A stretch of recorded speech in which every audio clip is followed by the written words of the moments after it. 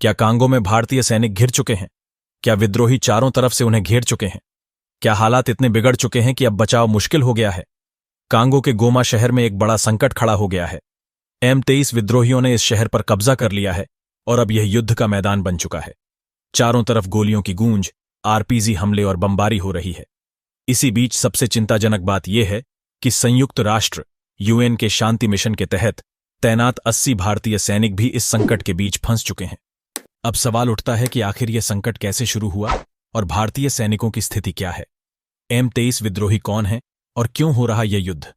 M23 विद्रोही समूह Tutsi जनजाति से जुड़े लोगों द्वारा संचालित है और इसे रवांडा का समर्थन प्राप्त है। इसकी जड़ें 1994 के रवांडा नरसंहार से जुड़ी हुई हैं। जब हुतू चरमपंथियों ने लाखों तुत्सी लोगों का नरसंहार किया था, तब तुत्सी नेतृत्व वाली सेना ने हुतू चरमपंथियों को खदेड़ दिया था। लेकिन इनमें से कई कांगो में जाकर छिप गए और वहां से विद्रोह की जड़ें मजबूत होने लगीं। अब यही विद्रोही गोमा शहर पर कब्जा कर चुके हैं। इस शहर की आबादी लगभग 20 लाख है, लेकिन अब यह पूरी तरह से खंडहर में तब्दील हो चुका है। अस्पताल घायल लोगों से भरे पड़े हैं, सड़कों पर लाशें पड़ी हैं और UN पीस कीपिंग फोर्स के सैनिक अपने कैंप में छिपे रहने को मजबूर हैं।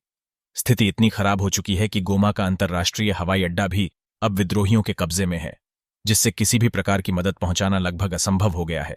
सबसे बड़ी चिंता की बात यह है कि गोमा में स्थित संयुक्त राष्ट्र के लेवल 3 फील्ड हॉस्पिटल कैंप में 80 भारतीय सैनिक और अधिकारी मौजूद हैं।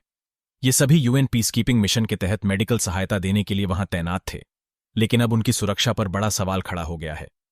रिपोर्ट्स के मुताबिक इस कैंप को चारों तरफ से घेर लिया गया है और लगातार गोलियां चलाई जा रही हैं। RPG से हमला किया जा चुका है और भारतीय सैनिकों के पास ज्यादा हथियार नहीं है क्योंकि वे शांति मिशन के तहत तैनात थे।